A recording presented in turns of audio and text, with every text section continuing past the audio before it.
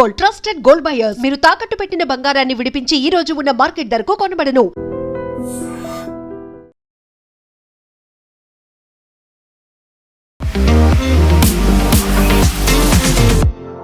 నమస్తే, నేను Kavitha. Welcome to I dream news and నిజాలు. ఇరాన్ మీద అమెరికా, ఇజ్రాయెల్ దాడి కొనసాగుతూనే ఉంది. వరుసగా 7వ రోజు కూడా అది కంటిన్యూ అవుతోంది.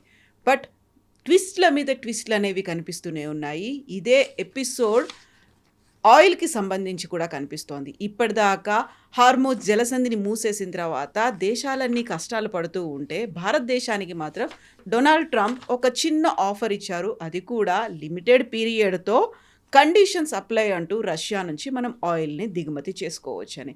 బట్ ట్రంప్ చేసిన దీన్ని ఎలా చూడాలి మనం? నిజంగా భారతదేశం మీద పెత్తనం చూపిస్తున్నారా, లేకుంటే ఫ్రెండ్లీ నేచర్ అనేది కనిపిస్తోందా? ఎందుకని విమర్శలు అనేవి ఎక్కువగా వినిపిస్తున్నాయి? మనతో పాటుగా ఉన్నారు సీనియర్ జర్నలిస్ట్ సురేష్ కొచ్చాతిల్ గారు. సార్ నమస్తే. సో ఈ ఎడతెగని ఎపిసోడ్స్ అనేవి, ట్విస్ట్లు అనేవి కనిపిస్తున్నాయి యుద్ధానికి సంబంధించి. సో అదే కండిషన్ ఇప్పుడు ఆయిల్ మీద కూడా కనిపిస్తోంది. డిఫరెంట్ ఎపిసోడ్స్ ప్రతిరోజు ఒకటి కొత్తగా ఎందుకు బయటకు వస్తున్నాయి? ఇప్పుడు బేసిక్లీ ఏం జరిగిందంటే స్ట్రెయిట్ ఆఫ్ హార్మోజ్ క్లోజ్ చేశారని చెప్పారు ఇరాన్, కానీ కంప్లీట్గా క్లోజ్ చేయలేదు. నిన్న వినుంటారు మీరు, చైనా, రష్యా, మిగతా దేశాలు, కొన్ని ఏషియన్ కంట్రీస్కి వెళ్ళే షిప్స్కి అనుమతి ఇస్తామని చెప్పి. యాక్చువల్లీ ఇరాన్కి అనుమతి ఇవ్వడానికి అధికారం లేదు, ఎందుకంటే అది ఒక షేర్డ్ రిసోర్స్. అది అటువైపు నుంచి చాలా మటుకు సౌదీ అరేబియా నుంచి వస్తున్న ఆయిల్ కూడా వస్తుంది అనమాట. యూఎస్ ఏమంటున్నారంటే ఇప్పుడు వీళ్ళు మిసైల్స్ ఫైర్ చేయడానికి కెపాసిటీ లేకుండా మేము చేసేస్తామంటున్నారు. కానీ అది చేసినాక కూడా వీళ్ళు కావాలంటే మైన్స్ వేయవచ్చు సీలో. అది కాకుండా వాళ్ళ దగ్గర చిన్న చిన్న ఫాస్ట్ అటాక్ బోట్స్ ఉన్నాయి, బోత్ మ్యాన్డ్ అండ్ అన్మ్యాన్డ్. అంటే ఎవరిని నడిపించుకుంటూ వచ్చి షిప్ని కొడతారు. మొన్న ఒక షిప్ని అట్లా కొట్టారు, బ్రిటిష్ షిప్ని ఒకటి. అది జరగవచ్చు, కానీ దాని పాసిబిలిటీ చాలా తగ్గుతుంది. ఇప్పుడుకి మనకి టెన్షన్ లేదు, ఎందుకంటే మనకి 65 రోజుల ఫ్యూయల్ మన దగ్గర ఉంది, which is optimum you can store. దానికన్నా ఎక్కువ మనం స్టోర్ చేయలేము. మన అండర్ గ్రౌండ్ రిజర్వ్స్, రిఫైనరీలో ఉన్న కెపాసిటీ, మన ఏం చెప్తారు డిస్ట్రిబ్యూషన్ పాయింట్స్లో ఉన్న కెపాసిటీ. మన చర్లపల్లిలో, హైదరాబాద్లో పెద్ద డిస్ట్రిబ్యూషన్ ఉంటుంది IOCL. 65 రోజులతో మన దగ్గర, అంటే ఆల్మోస్ట్ 2 months ఫ్యూయల్ మన దగ్గర ఉంది. అది చాలా యాక్చువల్లీ. అది కాకుండా చాలా మటుకు fuel is on the way. Venezuela నుంచి, US నుంచి తెప్పించుకుంటూ ఆ ఫ్యూయల్ అంతా వస్తుంది మన వైపు. ఇది కంప్లీట్గా క్లోజ్ కాలేదు యాక్చువల్లీ. అటువైపు సౌదీ అరేబియా ఇటువైపు నుంచి కూడా పంపించచ్చు, రెడ్ సీ నుంచి తీసుకొస్తే. బట్ ప్రాబ్లం హూతీలు కూర్చున్నారు అక్కడ, వాళ్ళు గిట్ట ఫైర్ చేస్తే ప్రాబ్లం అవుతుంది. సో మనం అర్థం చేసుకోవాలంటే ట్రంప్ ఇది ఎందుకు ఇచ్చారంటే, బేసిక్లీ దీనికన్నా ముందు బైడెన్ ఒకసారి ఇట్లా చేశారు, మీకు గుర్తుంటుంది. 12-day వార్ వచ్చినప్పుడు కూడా వీళ్ళు, దానికన్నా ముందు జరిగిన సంఘర్షాలు కూడా బైడెన్ ఏమన్నారంటే మీరు రష్యన్ ఆయిల్ కొనుక్కొని రీఫైన్ చేసి మిగతా దేశాలకు అమ్మేసుకోండి, సో ఆయిల్ ప్రైసెస్ తగ్గుతుంది అని చెప్పారు, which is a correct point. కానీ ప్రాబ్లం ఎక్కడ వస్తుందంటే దీని తర్వాత ఎన్ని రోజుల దాకా ఇది నడుస్తుంది, అది క్వశ్చన్ వస్తుంది.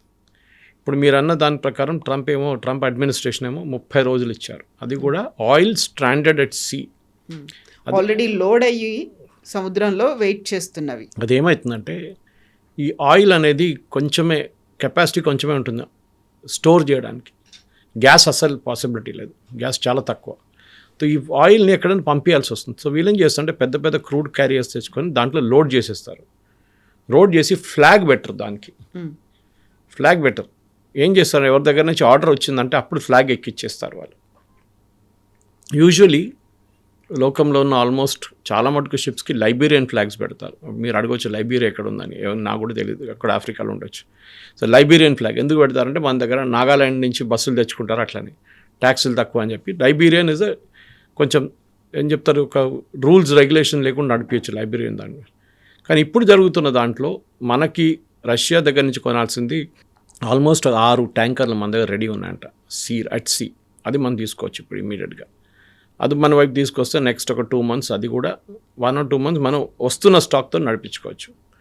మనం రష్యా దగ్గర నుంచి ఒకటే కాదు, మనం గయానా దగ్గర నుంచి కొంటున్నాం, వెనజువేలా దగ్గర నుంచి కొంటున్నాం, మనం US దగ్గర నుంచి కొంటున్నాం, చాలా దేశాల నుంచి మనం కొంటున్నాం. It's not only West Asia.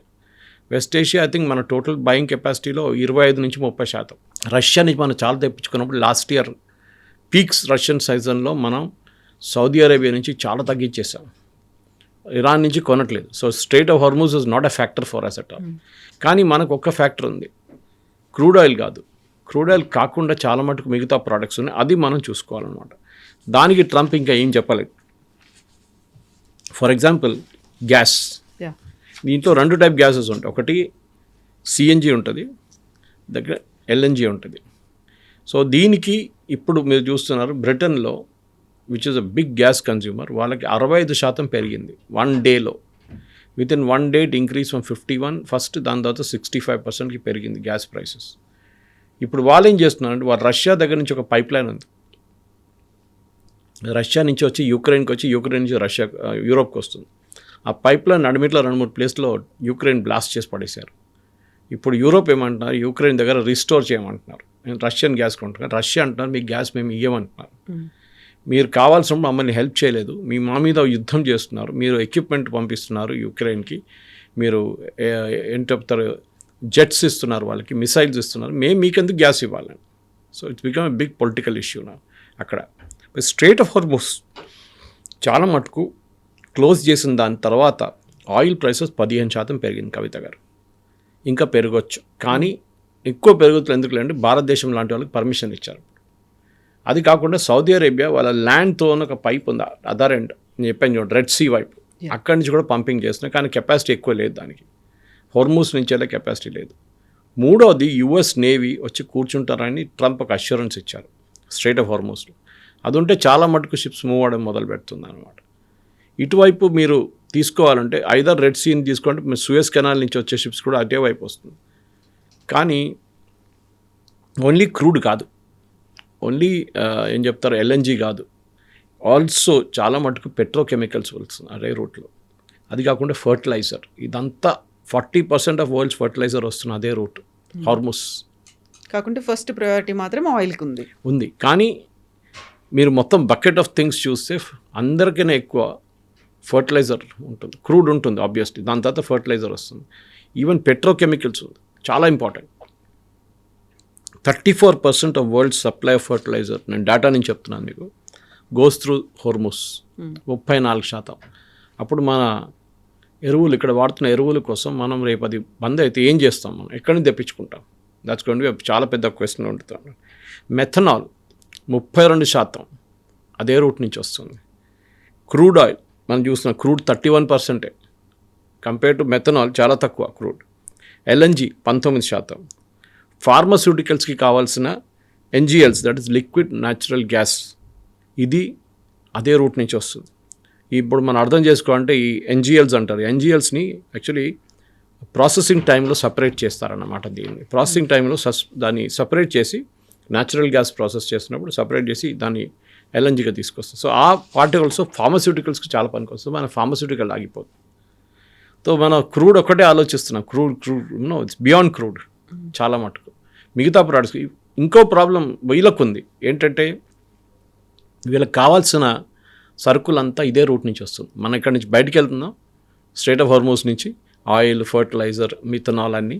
Return వైపు గ్రెయిన్స్, వెజిటబుల్స్ యూజువలీ ఫ్లైట్లో కూడా తీసుకురావచ్చు కారు, కానీ చాలా మటుకు ఈ రూట్ నుంచి వస్తుంది. ఇది 1 వే ట్రాఫిక్ కాదు, 2 వే ట్రాఫిక్ ఉంది. వీళ్ళకి అది రాకపోతే అక్కడున్న ప్రజలు మోస్ట్లీ ఎక్స్పాట్రియేట్స్, దాంట్లో చాలామంది ఇండియన్స్ కష్టపడతారు.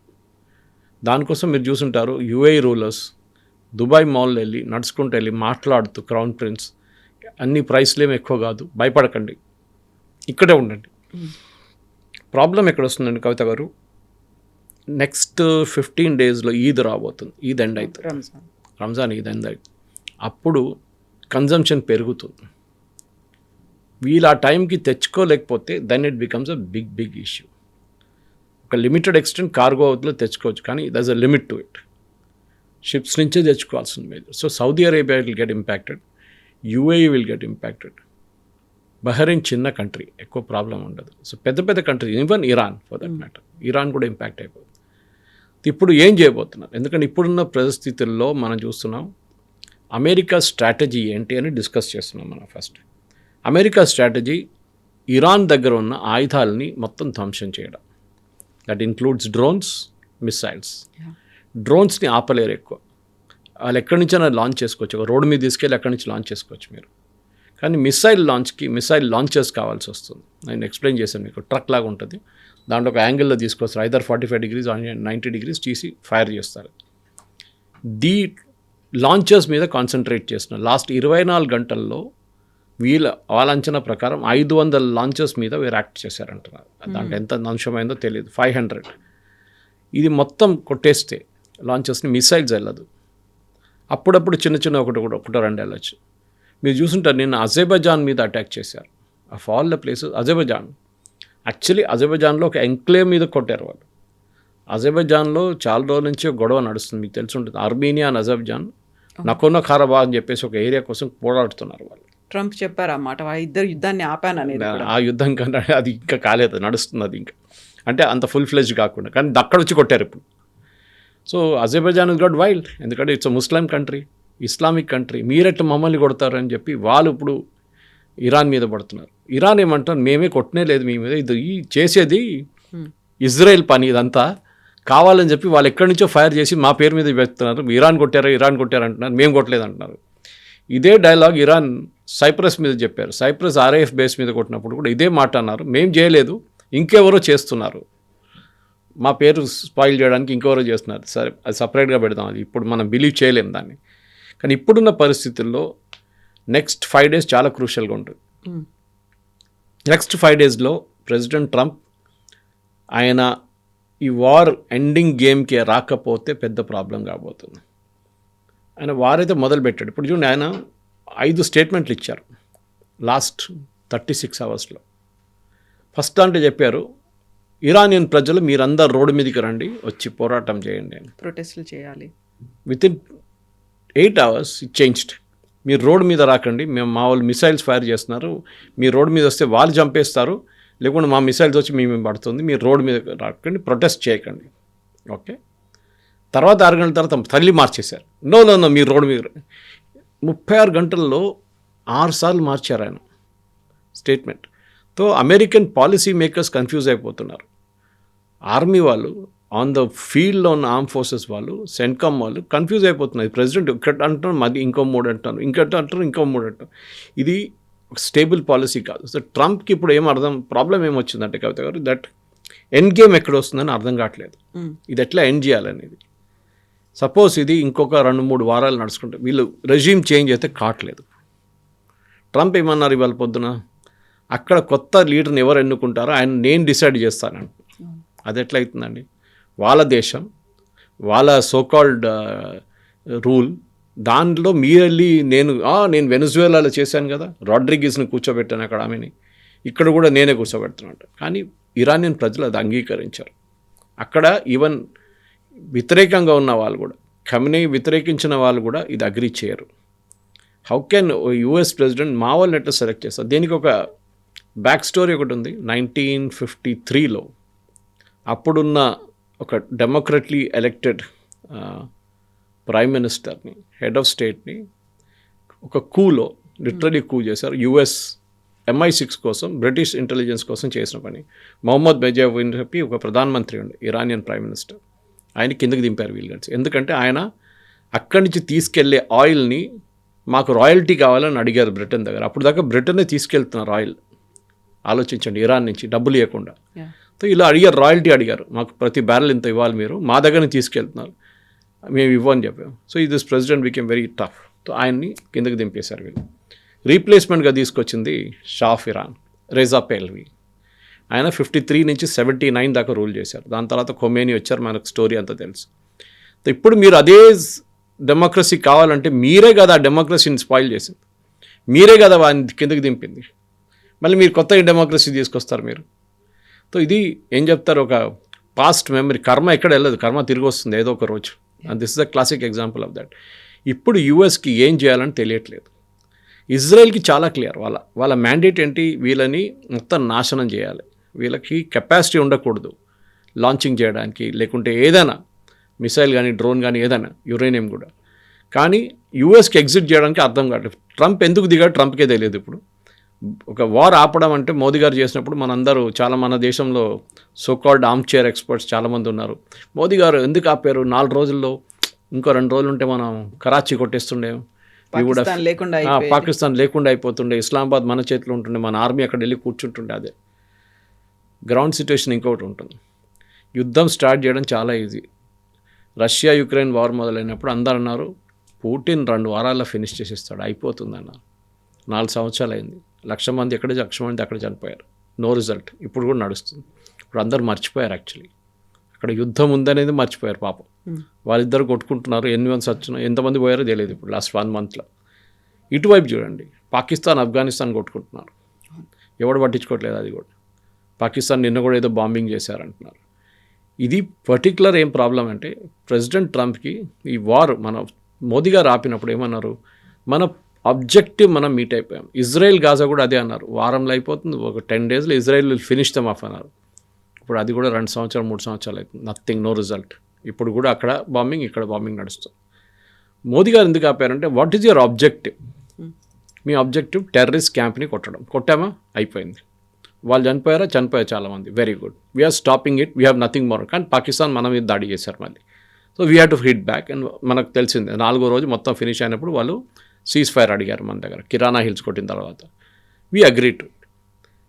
అక్కడే వస్తుంది. ఇప్పుడు ట్రంప్కి యుద్ధం ఆపాలంటే ఏ పొజిషన్ మీద తీసుకొచ్చి ఆపుతారు? నేను అక్కడ రెజీమ్ మార్చలేదు. రెజీమ్ అదే రెజీమ్ ఉంది ఇప్పుడు కూడా. వెనిజువేలాలో ఇంత మాట్లాడతారు కానీ ఆయన ఇప్పుడు కూడా మడూరో వాళ్ళ మనుషులే ఉన్నారు. పేర్లు మారారు అంతే. Maduro government is still there. It is Rodriguez is running the government. అంత ఇంకేం డిఫరెన్స్ లేదు అక్కడ. వాళ్ళ మినిస్టర్స్ ఉన్నారు, వాళ్ళ దాంట్లో ఉన్న క్యాబినెట్ ఉన్నారు, వాళ్ళ ఆర్మీ చీఫ్ ఉన్నారు, అందరూ వాళ్ళే ఉన్నారు. పేరు ఒకటే మార్చారు అంతే. ఇక్కడ కూడా అది చేయాలని ట్రంప్ ట్రై చేస్తున్నారు కవిత గారు. I think that is will be, ఏ దేశం అంగీకరించారు. బట్ అక్కడ ఆ కండిషన్ ఉంటే ఇప్పుడు మనమేమో రష్యా ఆయిల్ని మనం ఇంపోర్ట్ చేసుకోవచ్చు అనేది మళ్ళీ ఇంకొక చిన్న కండిషన్స్తో పెట్టినప్పుడు కూడా ఆయనే అంటాడు రష్యా నుంచి మనం ఆయిల్ కొనుక్కోవద్దని. ఒకవేళ మీరు కొనుక్కుంటే నేను ఎక్కువ ఇంపోజ్ చేస్తాను మీ మీద ట్యాక్సులు, టారిఫ్లు అన్నాడు. ఆ తర్వాత మీరు ఇండైరెక్ట్గా ఉక్రెయిన్ వార్కి హెల్ప్ చేస్తున్నట్టుగా అవుతోంది అనే మాట చెప్పి ఇప్పుడు మళ్ళీ మనకు ఒక ఫ్రెండ్షిప్ లాగా ఏదో మీకు ఒక సాఫ్ట్ కార్నర్ ఉంది అన్నట్టుగా 30 days ఒక లిమిట్తో మళ్ళీ మనకి ఇస్తున్నాడు అంటే వై హీఈస్ కంట్రోలింగ్ అస్? మన మీద ఆయన పెత్తనం ఏంటి? మనం ఎందుకు ఆయన చెప్పినట్టుగా వింటున్నాం? మన గవర్నెన్స్ బ్యాడ్ ఉందా, లేకపోతే ఆయన టూ లీనియన్స్ అయిపోయిందా? ఎందుకు ట్రంప్ మన మీద అంతలా ప్రెషర్ పెడుతున్నాడు అనే ఒక మాట. ఈ వార్ మొదలైనప్పుడు శనివారం రోజు పొద్దున్న నేను ఒక ట్వీట్ చేశాను, సేయింగ్ దట్ ట్రంప్ మన మీద 25% టారిఫ్ పెట్టబోతున్నాడు. అది దేనికని అడగండి, రష్యన్ ఆయిల్ కొనాలి అని చెప్పి. కొనకపోతే మేము 25% టారిఫ్ పెడతాం మీ మీద. అదే జరిగింది. ఇప్పుడు టారిఫ్ లేదు, కాకపోతే 30 days టారిఫ్ లేదు కాదు, ఇప్పుడు టారిఫ్ పెట్టలేరు.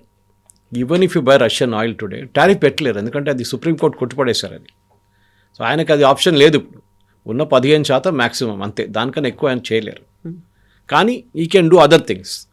మన మీద మిగతా కండిషన్స్ పెడతారు, లేకుంటే ఇంకేదైనా ఇష్యూ క్రియేట్ చేస్తారు, చేయొచ్చు కావాలంటే. కానీ మేజర్గా రష్యా దగ్గర నుంచి ఆయిల్ ఎందుకు కొంటున్నాం అంటే, ఒకటి, ఈ 3వ 4వ రోజు పుటిన్ ఒక స్టేట్మెంట్ ఇష్యూ చేశారు that we are ready to give oil to India because India మాకు ప్రాబ్లం ఉన్నప్పుడు మాతో నిలబడిన నేషన్. ఎవరు కొనకపోతే మా దగ్గర ఇండియా కొనుక్కున్నారు ఆయిల్. వాళ్ళ మీద శాంక్షన్స్ వేశారు, అప్పుడు కూడా మా దగ్గర కొనుక్కున్నారు ఇంకా 6 నెలలు. ఆలోచించండి. So we will help. అదే టైంలో నేను చెప్పాను చూడండి, యుక్రెయిన్ నుంచి వెళ్తే పైప్ లైన్ గురించి చెప్పారు. ఓకే, మేము యూరోప్కి గ్యాస్ ఇవ్వము, దట్స్ ఇట్. ఎందుకంటే మా మీదే మీరు శాంక్షన్ తెప్పించారు, మా మీద స్విఫ్ట్ అకౌంట్ అంతా బంద్ చేయించారు, మా డబ్బులని గుంజుకున్నారు. Why should we give you gas? Simple as that. Correct కదా? మనకి ఎవరైనా హెల్ప్ చేసినప్పుడు, మనం ప్రాబ్లంలో ఉన్నప్పుడు వాళ్ళని ఎప్పుడు మనం మర్చిపోం. Same case what Putin is saying. ఇప్పుడు ఇచ్చిన కండిషన్ ప్రకారం అట్ సీ ఉన్న ట్యాంకర్స్ చాలా ఉంటుంది. అట్ సీ షాడో ట్యాంకర్స్ అంటారు దాన్ని, షాడో షిప్స్, షాడో ట్యాంకర్స్ అంటారు. ఇది తిరుగుతూనే ఉంటుంది సీలో. ఒక ప్లేస్లో వెళ్ళి ఒక 2 రోజులు ఉంటుంది, మళ్ళీ అక్కడి నుంచి ఇంకో ప్లేస్కి వెళ్తుంది, అక్కడి నుంచి 3వ ప్లేస్కి వెళ్తుంది. లాస్ట్లో ఎవడో అడుగుతారు, ఏముందా అని, అంటే గ్యాసోలిన్ ఉందా, ఓకే తెచ్చుకో, ఎంత పర్ బ్యారెల్ ఇంత, ఓకే రెడీ, చాలా మేము కొనుక్కుంటామంటారు. ఇది చాలా మటుకు నేటో షిప్స్ ఆపారు దీన్ని. చాలా రోజులు నడుస్తుంది గేమ్ అది. హై సీజ్లో నేటో ట్రూప్స్ పట్టుకుంటున్నారు, ఈ షిప్స్ని పట్టుకొని తీసుకెళ్ళిపోతాం. మొన్న కూడా చూసాం, ఇరాన్ నుంచి వచ్చిన 2 షిప్లు మనమే పట్టుకున్నాం. ఓకే, అంటే ఇది ఒక గేమ్. ఇది పొలిటికల్ గేమ్. ఈ ఆయిల్ అనేది ఇప్పుడు పెద్ద మార్కెట్లో పెద్ద ఇష్యూ అయిపోయింది. కానీ మన దగ్గర మన ప్రేక్షకులు నేనేం చెప్పాలనుకుంటా, మీరు ప్యానిక్ కాక్కర్లేదు. ఇక్కడ కొంతమంది సోకాల్డ్ ఎక్స్పర్ట్స్ టెలివిజన్ స్టూడియో కానీ న్యూస్ పేపర్లో కూడా చూశాను వాళ్ళ ఆర్టికల్స్లో, కొంతమంది లేనిపోయిన పుకార్లు చెప్తున్నారు. గవర్నమెంట్ ఆఫ్ ఇండియా కూడా చాలా క్లియర్గా చెప్పారు, మన దగ్గర మోర్ దాన్ అడిక్వేట్ ఉంది, మనం రష్యన్ ఆయిల్ కొంటున్నాం, వీఆర్ బయింగ్ వెనిజువేలన్ ఆయిల్, మీరు ఏ టెన్షన్ పడక్కర్లేదని. సో సోషల్ మీడియాలో ఒక వీడియో కనిపించింది. పంజాబ్లో ఒక పర్సన్ వాటర్ ట్యాంకర్ని పెట్రోల్ బంక్కి తీసుకెళ్ళి దాంట్లో 1000 లీటర్స్ పెట్రోల్ కొట్టించాడు అనేది. ఆయన పిచ్చోడు అంతే, ఇంకేం చెప్పలేము. బికాజ్ మీరు ఎన్ని రోజులు స్టోర్ చేస్తారు దాన్ని, దేనికి వాడుకుంటారు? మీరు ట్రాక్టర్లో వాడుకుంటారా? Okay, I can make sense. కానీ ఏం మన దగ్గర ఇదే ప్రాబ్లం కాబట్టి మీరు గుర్తుంటుంది, ఇప్పుడు ప్రైసెస్ ఆయిల్ ముందు వారంకి మారుతుండే ఆయిల్ ప్రైసెస్. ఒకసారి ₹2 పెంచుతారు, మళ్ళీ ₹1 తగ్గిస్తారు. ఈ ₹2 పెంచగానే రేపు పొద్దు నుంచి పెంచుదామంటే సాయంత్రం కాగానే పెట్రోల్ బంక్ ముందు పెద్ద లైన్ ఉంటుండే. దాంట్లో మర్సిడీస్ బెంజ్ నడిపిస్తున్నాడు కూడా లైన్లో వచ్చి నిలబడతాడు. మీరు ఫుల్ ట్యాంక్ కొట్టినా కూడా మీరు ఎంత సేవ్ చేస్తారు? $200, $300, $400 అంతే కదా. ఒక కార్ ఫుల్ ట్యాంక్ కొట్టిస్తే దానికైనా ఎక్కువ ఏదో మీరు సేవ్ చేయరు. మ్యాక్సిమం ₹1000 ఉండొచ్చు పెద్ద కార్స్లో. ఎందుకు ఇంత ప్యానిక్? అదే అర్థం కావట్లేదు. ఇప్పుడు కూడా అంతే, there no need to panic. ఎందుకంటే మనది మోర్ దాన్ ఎనఫ్. మన దగ్గర మనం ఎప్పుడు మాట్లాడుతూ ఉంటాం చూడండి, అండర్ గ్రౌండ్ స్టోరేజ్ ట్యాంక్స్ ఇవాళ వచ్చింది. సాల్ట్ క్యావెన్స్లో కూడా మనం స్టోర్ చేస్తున్నామంట. సాల్ట్ తీసిన క్యావెన్స్ ఉంటుంది, దాంట్లో కూడా మనం యూఆర్ స్టోరింగ్ పెట్రోలియం ప్రోడక్ట్స్. కానీ ఇప్పుడు జరుగుతుంది ఎందుకంటే ప్రాబ్లం మెయిన్గా ఈజ్ విత్ ఖతార్ దగ్గర ఉన్న ఈ గ్యాస్ మనం తీయలేకపోతున్నాం బయటికి. అది మనం already Petronet force major class వేసారు నిన్న. అంటే మీరు కండిషన్స్ ఇప్పుడు ఇట్లా ఉంది, మేము కూడా ఏం చేయలేము, మేము కూడా తీసుకోలేకపోతున్నాం మీ దగ్గర నుంచి, మీరు కూడా ఆపేశారు ప్రొడక్షన్ అని చెప్పి. ఆయిల్ స్టోర్ చేసుకోవచ్చు, గ్యాస్ స్టోర్ చేసుకోలేము. So it's gonna be a problem. మన ఇండస్ట్రీస్కి ప్రాబ్లం వస్తుంది. కానీ మనం యూరోప్ లాగా మనం ఎక్కువ గ్యాస్ హీటింగ్ అంతా వాడడం మనం. So that is a great advantage మనకి. కానీ గ్యాస్ ప్రైసెస్ 51% నిన్న పెరిగింది బ్రిటన్లో ఒక రోజులో. చూద్దాం అది నెక్స్ట్ 2-3 డేస్లో ఏమవుతుంది. రష్యా మళ్ళీ అలౌ చేస్తారా, అది వాళ్ళ పైప్ లైన్ నుంచి మళ్ళీ పంపింగ్ అలౌ చేస్తే గ్యాస్ ప్రైసెస్ మళ్ళీ తగ్గుతుంది. కానీ ఓవరాల్గా ప్రెసిడెంట్ ట్రంప్కి ఒక ఎండ్ గేమ్ లేదు, అది పెద్ద ఇష్యూ అయిపోయింది. ఎక్కడ ఆపాలని అర్థం కావట్లేదు. డైలీ ఫస్ట్ డే సాటర్డే నుంచి నిన్న 6th డే ఈవినింగ్ దాకా ఇరాన్ ఫైర్ చేసే మిస్సైల్స్ 80% తగ్గింది, డ్రోన్లు 72% తగ్గింది. అంటే 2 things మస్ట్ బి హ్యాపెనింగ్. 2 కారణాలు ఉండొచ్చు. ఒకటి, వీళ్ళ దగ్గర ఆయుధాలు అయిపోతున్నాయి, తో బంద్ చేసేస్తున్నారు. రెండవది, వీళ్ళు సేవ్ చేసుకుంటున్నారు. డైలీ 50 కొట్టక్కర్లేదు, డైలీ 100 కొట్టక్కర్లేదు, డైలీ 200 డ్రోన్లు కొట్టక్కర్లేదు. మనం రోజుకి 10 డ్రోన్లు కొడదాం డిఫరెంట్ డైరెక్షన్స్లో, చాలు. వీళ్ళు ఎప్పుడు భయపడి ఉంటారు, ఎప్పుడు టెన్షన్లో ఉంటారు. ఇది మనం ఒక నెల కోర్సు నడిపిస్తే Trump has to take a decision, exit. ఆ ఎగ్జిట్ సొల్యూషన్ ఏంటి చూడండి. ఇప్పుడు ఆయన ఏం చేస్తాడు, ఏమనంటే అంటాడు, నేను గెలిచేసాను, అయిపోయింది, వీఆర్ ఫినిష్ ద వార్ అని వెళ్ళిపోతారు. ఇది 11 నెలల ముందు కూడా జరిగిన ఇదే సీన్. అప్పుడు జూన్లో జరిగింది ఏంటి, మేము మొత్తం ఇరానియన్ న్యూక్లియర్ స్ట్రక్చర్ని కొట్టి పడేసాం, వీఆర్ డిస్ట్రాయిడ్ ఇట్ అన్నారు. మళ్ళీ 6 నెలల తర్వాత యురేనియం ప్రాసెస్ చేస్తున్నా అంట. ఎట్లా జరిగిందండి అది? Where did get the centrifuge from? Centrifuge open మార్కెట్లో దొరకదు మీకు, చాలా రెస్ట్రిక్టెడ్ ప్రోడక్ట్. యూఎస్ దాని మీద ఫుల్ నిఘా పెట్టున్నారు, వాళ్ళ సిఐఏ కానీ మిగతా వాళ్ళు చెక్ చేస్తున్నారు, వీళ్ళు ఏమైనా ఇంపోర్ట్ చేస్తారు. మళ్ళీ వీళ్ళ స్ట్రక్చర్ ఎట్లా డిస్ట్రాయ్ అయిందంటున్నారు, చేయలేదు, జరగలేదు. స్మాల్ డ్యామేజ్ జరుగుంటుంది అక్కడెక్కడ. ఇప్పుడు ట్రంప్కి ఇష్యూ ఏంటంటే, నా మనిషి అక్కడ కావాలి, Iranian president should be my man. It will not happen, జరగదు అది. 100% ఇట్ విల్ నాట్ హ్యాపెన్. దానికి ఇప్పుడు ఈగో ఇష్యూ రాబోతుంది. ఆల్రెడీ మీరు చూస్తున్నారు, పుష్ బ్యాక్ జరుగుతుంది. బ్రిటన్ హెల్ప్ చేయట్లేదు, ఫ్రాన్స్ హెల్ప్ చేయట్లేదు, ఒక షిప్ ఏదో పంపించారు అంతే. స్పెయిన్ అయితే నో అని చెప్పేశారు, ఆయన మీద టారిఫ్ పెడతారంట దానికోసం ఫైట్కి. So everybody is backed out.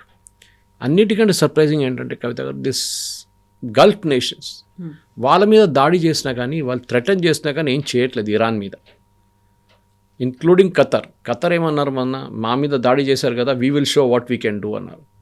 నిన్న సాయంత్రం 2 Iranian jets, I'm not sure which one it was, Su-52 లేకుంటే పాత మిగ్లో తెలియదు, ఆల్మోస్ట్ అలూద్ బేస్ దగ్గరకు వచ్చేసారు ఖతార్లో. They was just I think 15-20 kilometre దూరంలో ఉన్నారు. For a jet 15-20 kilometres nothing, సెకండ్స్లో వచ్చేస్తారు వాళ్ళు. అప్పుడు ఖతార్ దాన్ని కొట్టుపడేశారు 2ని, దే షాట్ ఇట్ డౌన్. ఇప్పుడు ఇరాన్ వాళ్ళ జెట్స్ కూడా యూజ్ చేస్తున్నారు, ఎక్కడుండే ఇన్ని రోజులు తెలియదు. దానికి ఒక ఎగ్జాంపుల్ ఇవ్వాలంటే Iran size 4 times that of France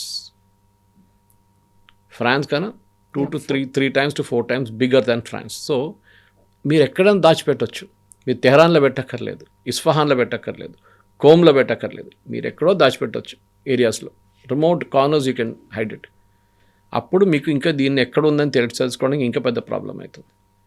ఒకటే అడ్వాంటేజ్ ట్రంప్కి ఏముందంటే and Israel also that first day వాళ్ళు డీకెపాసిటేట్ చేశారు న్యూ లీడర్షిప్ని. దాని తర్వాత కెమెనీ అండ్ కమాండర్స్, దాని తర్వాత సెకండ్ లెవెల్ వాళ్ళే ఇప్పుడు హ్యాండిల్ చేస్తున్నారు. మీరు మొన్న ఒక బాంబింగ్ జరిగింది వీళ్ళది ఒమాన్ మీద, వీళ్ళు అన్నారు తప్పైంది అనేది. రెండో రోజు మళ్ళీ కొట్టారు. అంటే సంబడి హైరార్కీలో రాసి పెట్టారు మన మీద బాంబింగ్ జరిగితే ఇది చేయాలి 1 2 3 4 5 6 అని. వాళ్ళు అదే చేస్తున్నారు. And they are not giving up. They are not giving up and they are not taking orders from the top because nobody to take orders from. మీ కమాండర్ చెప్పాలి కదా ఆపరా నాయనా అని చెప్పేసి. ఇది ఆపడానికి చెప్పడానికి ఎవరు లేరు. సో మాకు చెప్పింది మేము చేస్తున్నాం అంతే. సో ఒక్క రోజుకి వీళ్ళకి ఇప్పుడు ఎన్ని కొట్టచ్చు, ఒకరోజు మనం ఆపాలన్నా, should be hold it back, ఏం చెప్తారు ఆ థింకింగ్ వీళ్ళకి రావట్లేదు. ఇది పెద్ద ప్రాబ్లం అన్నమాట. సో ఏ రోజు దీని ఎండింగ్ అవుతుందో అది ఎవరికి తెలియట్లేదు. ఇజ్రాయెల్కి తెలియదు and Israel is not bothered. యూఎస్కి చాలా పెద్ద ప్రాబ్లం, ఎందుకంటే ట్రంప్కి పొలిటికల్ వెపన్ అయిపోయింది. నెటన్యాహుకి ఇష్యూ లేదు. ట్రంప్కి ఇప్పుడు లోకల్ ఫస్ట్ మొదలైన రోజులు 2-3 రోజులు అందరు వా అన్నారు. ఇప్పుడు అందరూ వెరీ స్కెప్టికల్. ఏం జరుగుతుంది, ఇది ఎప్పుడు ఆపుతారు నాకు తెలియదు. చెప్పాను చూడండి 6 సార్లు మార్చారు స్ట్రాటజీ. ఎవ్రీ వార్కి ఒక స్ట్రాటజీ ఉంది. ఈ వార్కి స్ట్రాటజీ లేదు, స్ట్రాటజీకి వార్ ఉంది. ఇప్పుడు అది జరుగుతుంది యూఎస్లో. ముందు మీరు దిగేటప్పుడే చాలా క్లారిటీగా రావాల్సింది. మేము బాంబ్ చేయబోతున్నాం, వీళ్ళని డిస్ట్రాయ్ చేస్తాం, వీళ్ళని తీసేస్తాం, వీళ్ళని డీకెపాసిటేట్ చేసేస్తాం, అయిపోయింది. We will bomb their air bases, we'll bomb their IGRC offices, అన్నీ చేస్తాం. దాని తర్వాత ఏంటి, మీరు రెజీమ్ చేంజ్ తీసుకురావాలంటే మీరు బూట్స్ ఆన్ ద గ్రౌండ్ కావాలి మీకు. అంటే మనుషులు ఉండాలి. మీరు కర్డ్ రెబెల్స్ని పంపిస్తున్నారు. ఈ కర్డిష్ రెబెల్స్లో ఇరాన్ వైపు ఉన్న రెబెల్స్లో చాలామంది దగ్గర ఆయుధాలు లేవు. మీరు ఆయుధాలు సప్లై చేయాలి కదా, దానికి టైం పడుతుంది. వాళ్ళకి ట్రైనింగ్ ఇవ్వాలి కదా. మీరు యూఎస్ వెపన్స్ ఇచ్చేస్తే అయిపోతుందా? వీళ్ళు తాలిబాన్ కాదు, వీళ్ళు వచ్చే ఇన్స్టెంట్గా రెడీ కావడానికి. తాలిబాన్ దగ్గర మొత్తం యూఎస్ వెపన్స్ ఉంది ఇప్పుడు కూడా, వాళ్ళు అక్కడ పెట్టిపోయిన వెపన్స్ అని. వీళ్ళకి టైం పడుతుంది, టైం లేదు ఇప్పుడు. ట్రంప్ దగ్గర లేని టైం అనమాట. So even if curd rebels వస్తే కూడా కవిత గారు చాలా చిన్న టెరిటరీ వాళ్ళు సీజ్ చేయగలరు అంతే. అదే టైంలో ఐజీఆర్సీ వాళ్ళు, దట్ ఈస్ వాళ్ళ రెవల్యూషనరీ గార్డ్స్ వస్తే వాళ్ళు ఈజీగా కర్డ్ని ఫినిష్ చేసేస్తారు వాళ్ళు. ఎందుకంటే వీళ్ళు 50 మంది ఉంటే వాళ్ళు 2000 మంది ఉంటారు. And they will finish off the Kurds in no time. The Kurdish rebels మీద డిపెండ్ అయ్యేది చాలా పెద్ద తప్పు, చేయకూడదు. వాళ్ళు హెరాస్ చేయొచ్చు, అక్కడిక్కడ బాంబులు పెట్టి మళ్ళీ పారిపోవచ్చు, అదని చేయొచ్చు. కానీ they cannot do a regular fight.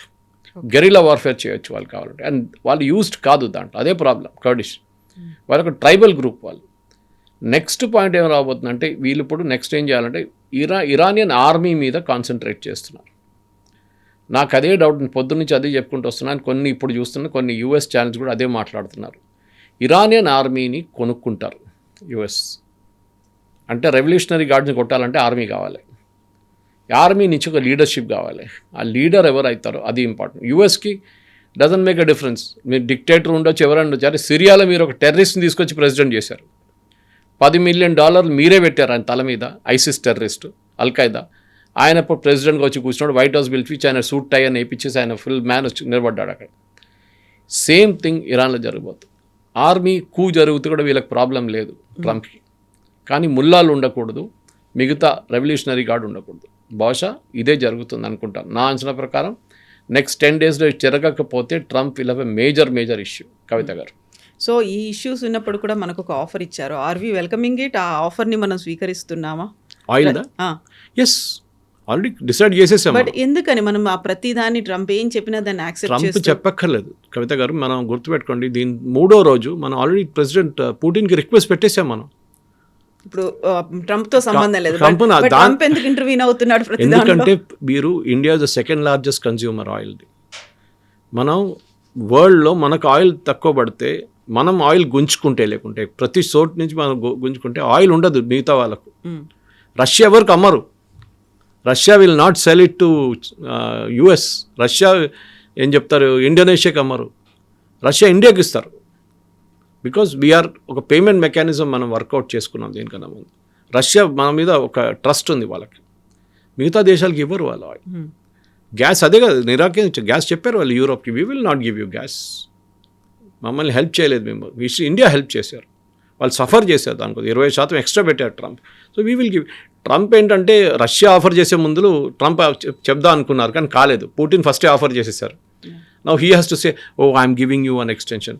దీని తర్వాత చూడండి కవిత గారు, ఈ వార్ ఆగకపోతే నెల తర్వాత మళ్ళీ ఎక్స్టెండ్ చేస్తారు, అది కాకపోతే మళ్ళీ ఎక్స్టెండ్ చేస్తారు. ఎందుకంటే ఈ ఆయిల్ ఫీల్డ్స్ ఒకసారి క్లోజ్ చేసినప్పుడు మీరు మళ్ళీ అదే క్వాంటిటీ ఆయిల్ బయటికి రాదు.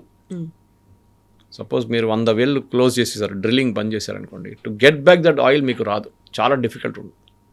ఈవెన్ గ్యాస్ మీ ప్రొడక్టివిటీ తగ్గిపోతుంది. ఎంటైర్ వెస్ట్ ఏషియా క్రైసిస్లో వచ్చేస్తుంది. ఎందుకంటే వాళ్ళ ఆధారపడే వాళ్ళ దగ్గర ఉన్న డబ్బులు ఇది. ఈ ఆయిల్ రాకపోతే దే ఆర్ ఫినిష్డ్. అక్కడున్న ఎక్స్పాట్రియేట్ చేంజ్ చేస్తారు, రియల్ ఎస్టేట్ సెక్టర్లో పనిచేస్తారు, చాలామంది ఆయిల్ సెక్టర్లో పనిచేస్తారు. వీళ్ళ ఉద్యోగం పోతుంది, వీళ్ళందరూ తిరిగి రావాల్సి వస్తుంది. అండ్ యుఏఈ లాంటి దేశాలు, to large extent Saudi Arabia, వీళ్ళందరూ ఎక్స్పాట్రియేట్స్ మీద డిపెండ్ అయి ఉన్నారు వాళ్ళ పని కోసం. ఈ ఎక్స్పాట్రియేట్స్ వెళ్ళిపోయారు అనుకోండి, ఎవరు చేస్తారు అక్కడ పని? మళ్ళీ మీరు ఎక్కడిని తెచ్చుకుంటారు? It's got a big problem. మనం అనుకుంటాం ఇప్పుడు ఈద్ అయినాక వెళ్ళిపోతారు అందరూ, తిరిగి రాకపోతే వీళ్ళు ఛత్ పూజకి వెళ్తారు బీహారీ వాళ్ళు, మరి రారు 2 నెలల దాకా. ఏం చేస్తారు అప్పుడు? మా వైపు కేరళలో మొత్తం షాపులన్నీ బంద్ అయిపోతాయి. 2 months ఛత్ పూజ కాగానే 1 month హాలిడే. పెట్రోల్ బంక్లో ఎవడు కనిపించాడు మీకు, రెస్టారెంట్లు ఎవరు ఉండరు, షాప్స్లో ఎవరు ఉండరు. ఎందుకు? అంతా బీహారీ వాళ్ళు ఉంటారు అక్కడ, బీహారీ అండ్ బెంగాలీస్ అంతే. వీళ్ళు దుర్గా పూజకి వెళ్తారు, వీళ్ళు ఛత్ పూజకి వెళ్తారు. ఇది జరగబోయేది ఇప్పుడు. ఇఫ్ ఎక్స్పాట్రియేట్స్ డోంట్ రిటర్న్, ఎందుకంటే ఇంకోటి నిన్న అది కూడా చెప్పారు, ఎక్స్పాట్రియేట్స్ యూఎస్ నుంచి, యూకే నుంచి, యూరోప్ నుంచి వచ్చి చాలామంది దుబాయ్లో ఉంటున్నారు. ఇప్పుడు వాళ్ళు ఇప్పుడు మనం మాట్లాడుతున్న రికార్డింగ్ కన్నా గంట సేపు ముందు 4 సార్లు సైరన్ మోగింది. 4 సార్లు. They are not use to it. Israeli citizens used ఉన్నారు, వాళ్ళు అప్పుడే షెల్టర్కి వెళ్ళిపోతారు. వాళ్ళ ఫోన్లో ఒక అలామ్ వస్తుంది, they to go to the shelter immediately. ఇది Dubai citizens, they are not use to it. వాళ్ళు ఏంటంటే ఒక లగ్జూరియస్ లైఫ్ లీడ్ చేస్తున్నారు. సడన్గా ఉన్నారు బిందాస్ అండ్ లగ్జూరియస్ లైఫ్. అండ్ మిమ్మల్ని వెళ్ళి షెల్టర్లో కూర్చోమంటే మీరు ఏంటి, అక్కడ అందరు వస్తున్నారు, పబ్లిక్ వస్తున్నారు, మేము ఎట్లా కూర్చుంటాం అక్కడ? మా పెద్ద ఇల్లు ఉండే. Sorry, this is the real world. Welcome to the real world. మీరు యుద్ధం అంటే ఇది. యుద్ధం ఏదో రొమాన్స్ కాదు. And you have to suffer. That's only other go. And God forbid జరగకూడదు, కానీ ఇది 15-20 రోజులు ఎక్స్టెండ్ అయితే ట్రంప్ ఉద్యోగం పోతుంది, అదొకటి. Trump will lose his mid term elections. కానీ ఇక్కడ అన్నిటికంటే పెద్ద ప్రాబ్లం గల్ఫ్ స్టేట్స్కి రాబోయే ఇష్యూ. ఎయిర్ ట్రాఫిక్ పోయింది, మొత్తం ధ్వంసమైంది ఎయిర్ ట్రాఫిక్. అయితే ఇది కెరసిన్తో ఉంటుంది. ఈ జెట్ ఫ్యూయల్ అనేది కెరసిన్తో సేమ్ బర్నింగ్ పాయింట్ ఉంటుంది కవిత. దాన్ని ప్రాసెస్ చేసి పెట్టుకోలేము మనం. It's very highly inflammable. తో గ్యాసోలిన్ ప్రైసెస్తోని జెట్ ఫ్యూయల్ 52% పెరిగింది లాస్ట్ 1 వీక్లో. మీరు ఇప్పుడు ఢిల్లీకి వెళ్ళడానికి మీరు 8,000 రూపాయలు టికెట్ తీసుకుంటే it will now become 12,000 to 15,000 rupees.